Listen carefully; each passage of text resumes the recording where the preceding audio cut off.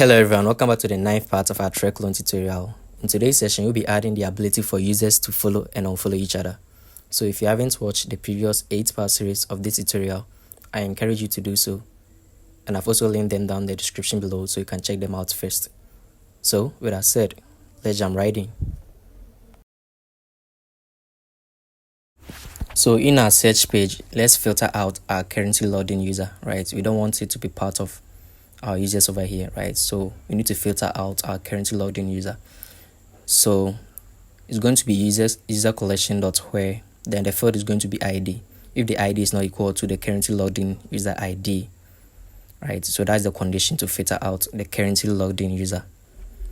So if the ID is not equal to the currently logged in user ID, so this user ID is coming from our currently logged in user. Up here, I will just bring in our currently logged in user, right? I'll create a variable of user ID, and that's going to be from our Firebase auth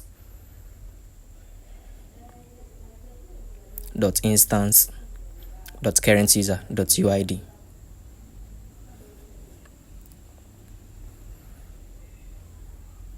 Then we can pass this user ID to the condition, right? So this is basically the function that will filter our currently logged in user. So you can see our user has been filtered out, right? Our currently logged in user has been filtered out. There we go. So let's proceed. So within our user model, we'll be adding two more additional fields, right? So in here, we'll be adding a list of following. And also we'll also be adding a list of followers, right? So that's basically going to store the ID since that's unique for each user. So let's require that in the constructor as well. And also to map method can add those information as well.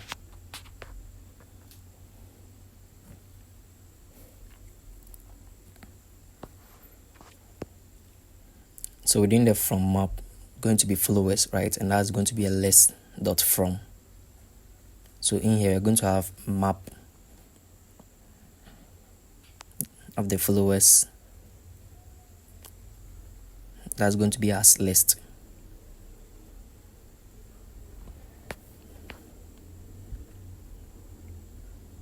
There you go. So we'll be doing same for the following, right? So we are going to have following over here. So we need to change it to following as well. So I think that's it, right?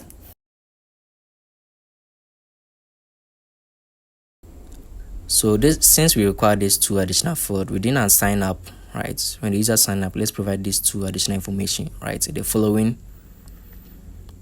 So initially, it's going to be an empty array on the sign up, and also the followers also is going to be an empty array.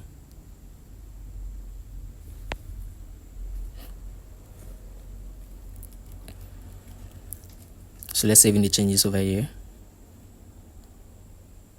So within our search page, right?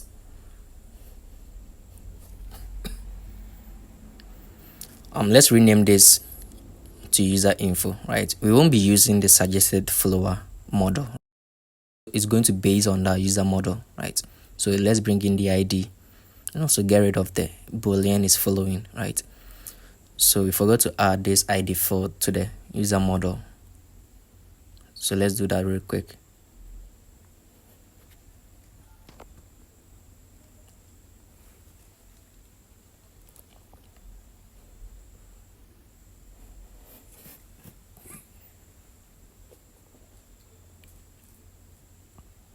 So once you have that added, right, you can see we have no more error. And also the additional field you need to add, right, and that's the name, and can access the name from our user. Then we pass in the name field. We also need to pass in the followers and also the following, which is going to be an empty array.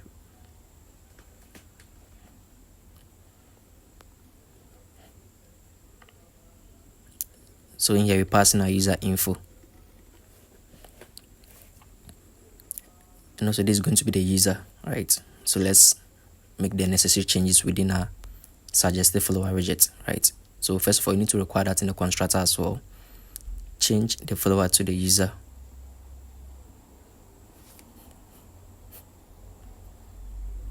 So let's leave this for now. You come back to it.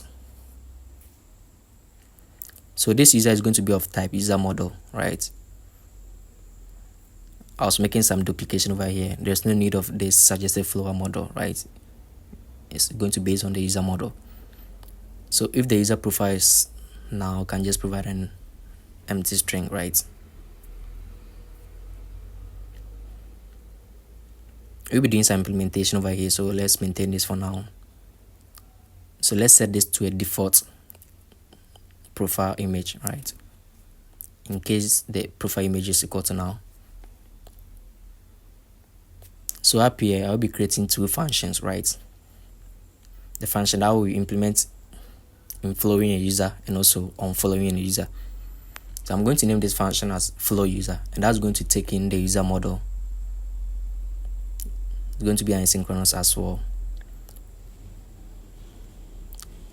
And there's also going to be another function on follow user. So this function is going to handle on following a user. So in our flow user, so in here we await our user collection, right? And update the document passing in the currently logged in user ID, right? We update the field.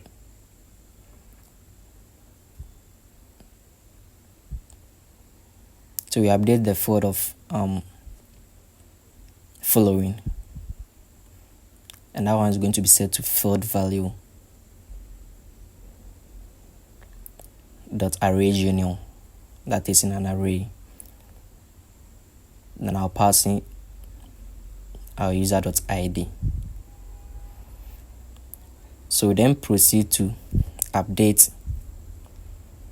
the user, right? The user field.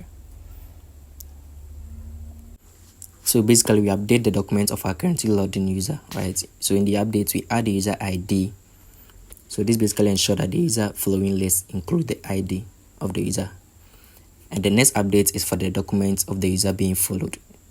And in that update, we update the followers field, right? And pass in our currently logged in user.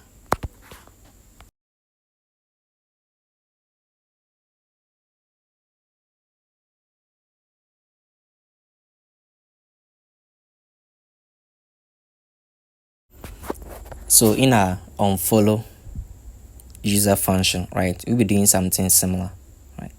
So I'll just grab the code in here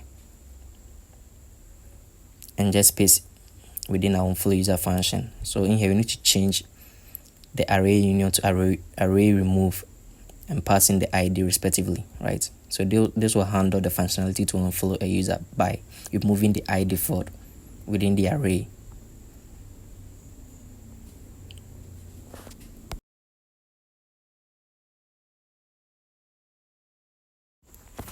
So down here, let's pass those functions to the suggested follower widget, right? So I'll pass the follow, then we pass in our follow user function, which takes in the user model where we provided our user info, right? And we'll be doing same by passing an unfollow parameter, and that's going to call the function to unfollow a user. It requires the user model where I'll pass in the user info over here. So we need to require that within the suggested follower widget in here, right? So first of all, let's require that in the constructor, right?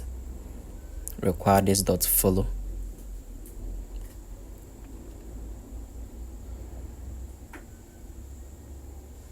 And also you need to require this dot unfollow.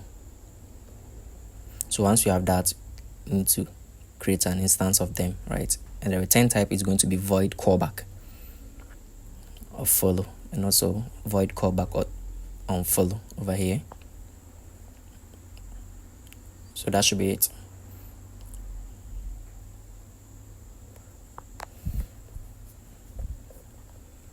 So let's wrap the row within a stream builder, right? So the stream builder is going to listen to a function. So in here we we provide it our user collection, right? So Firebase firestore.instance.user collection dot document. Then we pass in our currently logged in user document. So we get that right from here. So we need to bring in our currently logged in user ID. And we can access that from our Firebase authentication, right? So we use Firebase auth.instance.currentuser.uid. So we can now pass that, right, and get a snapshot of that. So this will give us a copy of that. So in our builder, you can then proceed to check for the state of the snapshot, right? If our snapshot dot has data, so let's check for the opposite of that. If the data is not yet in, we can return a size box and shrink the size. Basically, we don't want to show anything over here. You can also proceed to check for the error, right? So in here, I'll just bring in my currently logged in user, right? So that's going to be from I'll call my user model, which has from map method, right? Then I'll pass in my snapshot.data, and it also has the data method on it, right? This brings us the actual data, and this data comes as a map of string and dynamic.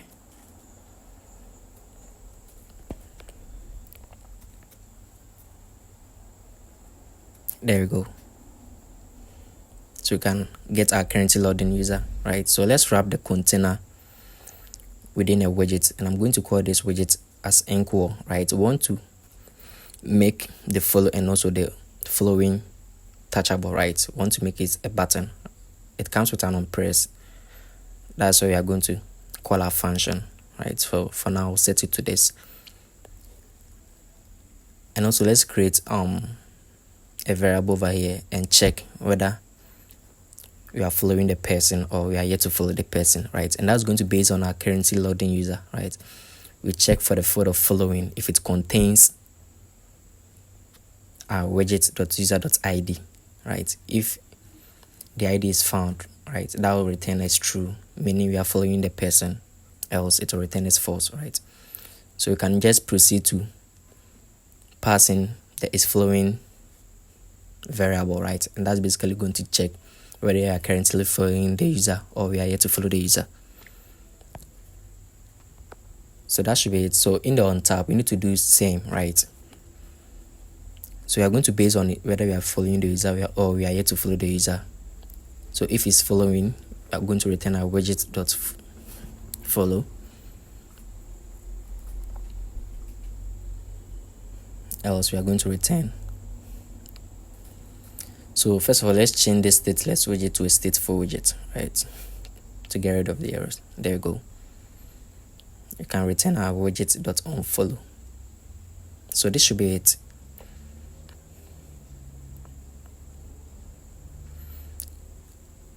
So actually it's supposed to be onFollow, and this is supposed to be follow, right? Following the user, we can just return the onFollow function, else we can just return the follow function. You can see it's working, right? When you check the database, you can see the following field has two IDs, right? And the other field contains the followers, right? The followers ID. How cool is that, right? If you are getting an error, you need to add the followers and also the following field to the Firebase. So basically, our follow and onFollow functionality is working, right? So let's pull out the data on our profile screen. So that's the next step. So in our profile screen, where we are rendering the manual 100 followers, right? So first of all, let's wrap this test widget within a row, right? That is in the children, right? So in here, we need to return the number of followers, right? So we can get them from our user.followers.length. Then we convert that to a string.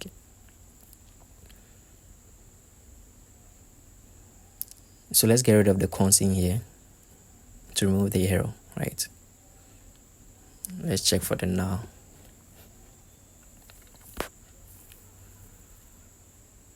There you go. As you can see, immediately reflect over there, right? So next to the followers is going to be the number of followings. So in here, it's going to be a user.following.length, then we convert that to a string. So let's wrap this text within a padding, right? We want some enough space, and this padding is going to affect it symmetrically, right? We provide it a horizontal value, and this affects it left and right with a value of 8. You can see it shifts a bit with 2 following, right? So I'm currently following 2 people, and that reflects on our profile page. How cool is that? So that's basically it. See you in our next tutorial. Until then, stay tuned.